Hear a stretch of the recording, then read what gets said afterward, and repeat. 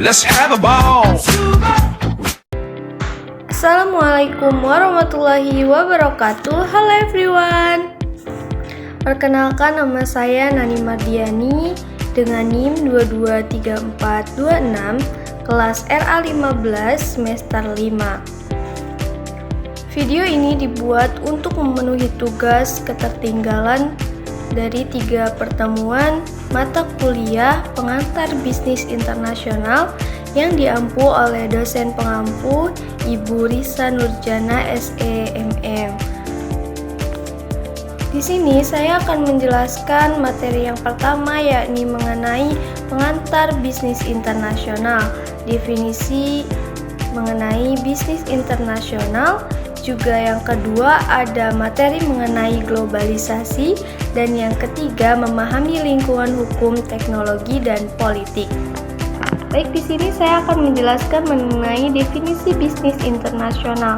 Nah, di setiap negara memiliki keterbatasan dan keunggulan dalam kepemilikan sumber daya serta penguasaan produksi akan barang dan jasa tertentu, sehingga mendorong para perilaku bisnis atau pembisnis yang ada pada suatu negara untuk melakukan ekspansi ke luar negeri.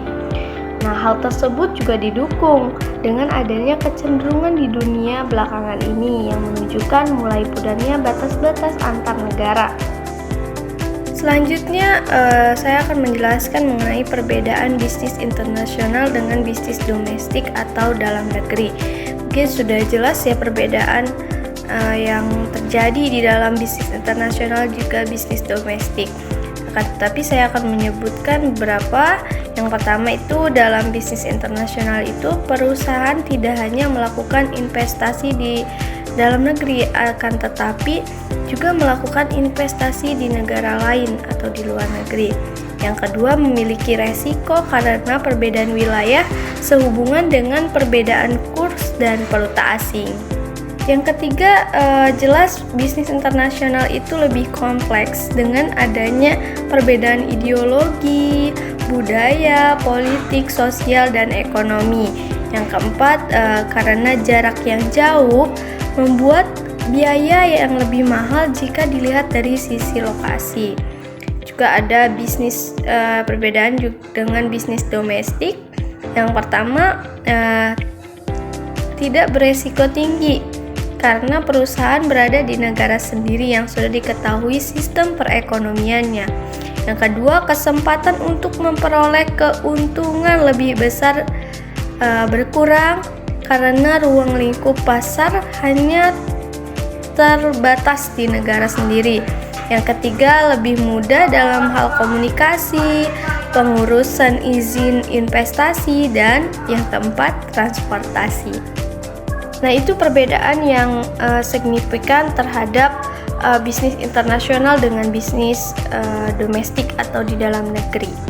Nah, selanjutnya ada bentuk aktivitas bisnis internasional.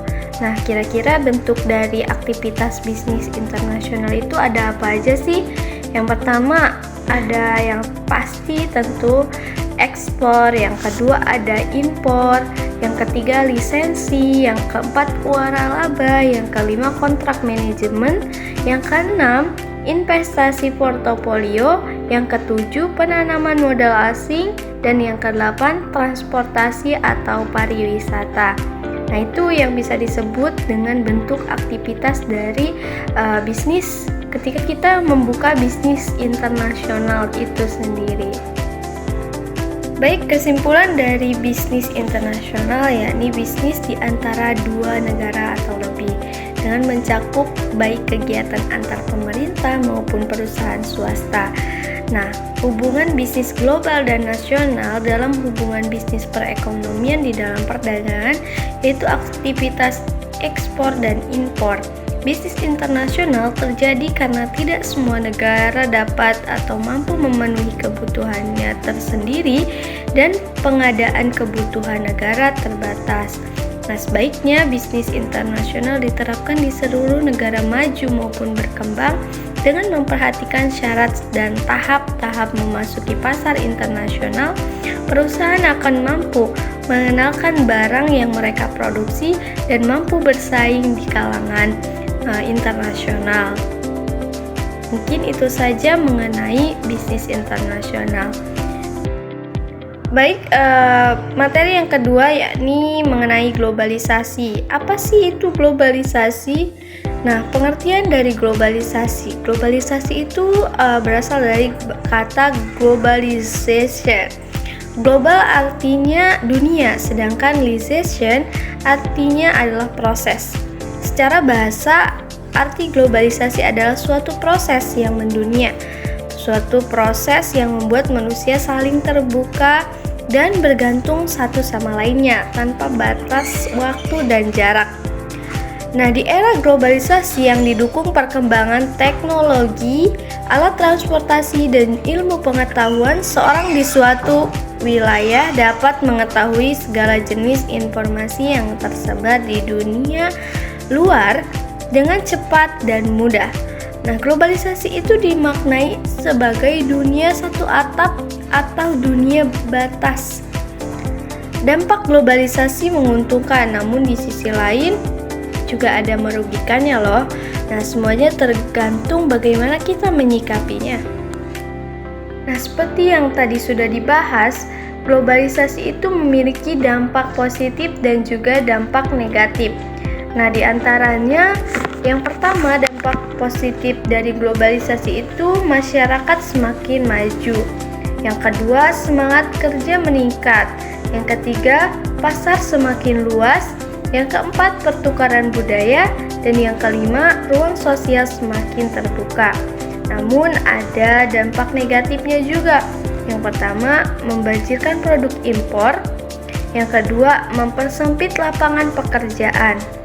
Nah, atau kita bisa lihat fenomena-fenomena yang sekarang terjadi, yakni banyaknya pengangguran yang sudah tidak bekerja. Yang ketiga, ketergantungan negara maju. Yang keempat, nilai-nilai sosial memudar. Dan yang kelima, kerusakan dari lingkungan. Nah, mungkin itu dari dampak globalisasi.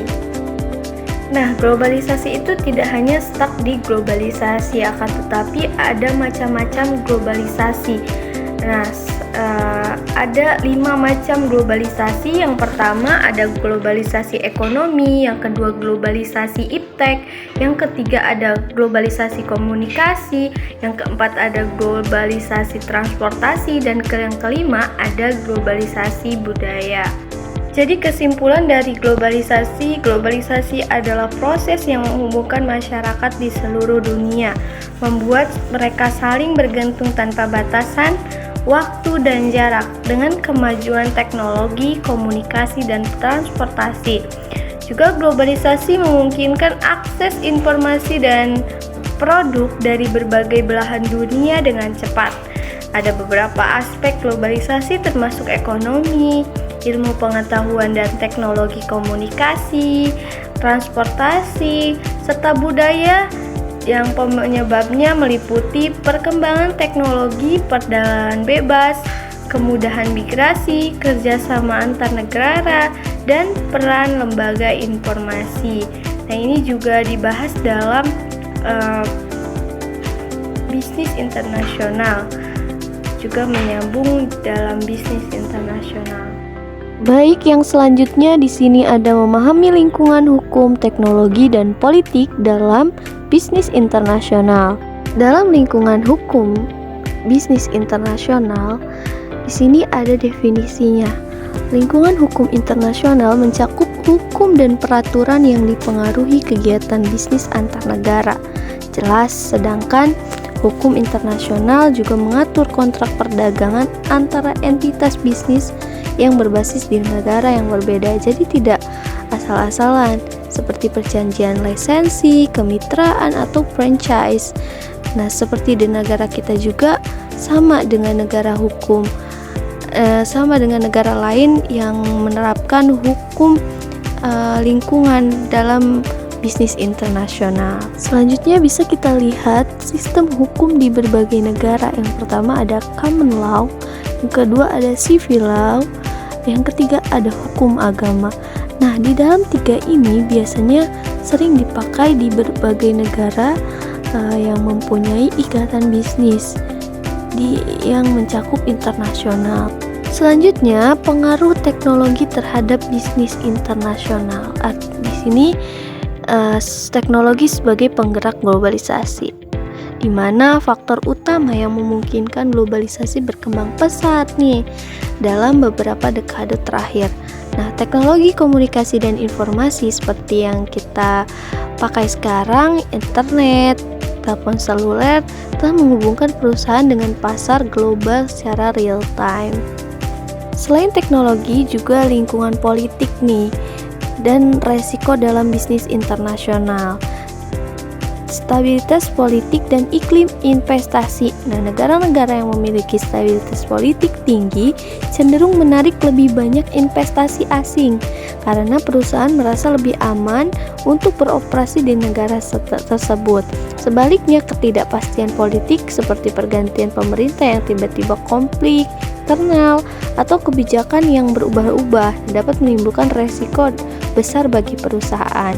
Kita bisa lihat contohnya di negara Indonesia ini, banyak investasi-investasi asing yang mau masuk ke dalam negara Indonesia seperti saat ini karena kestabilan politiknya yang memungkinkan mereka mau untuk investasi di negara kita.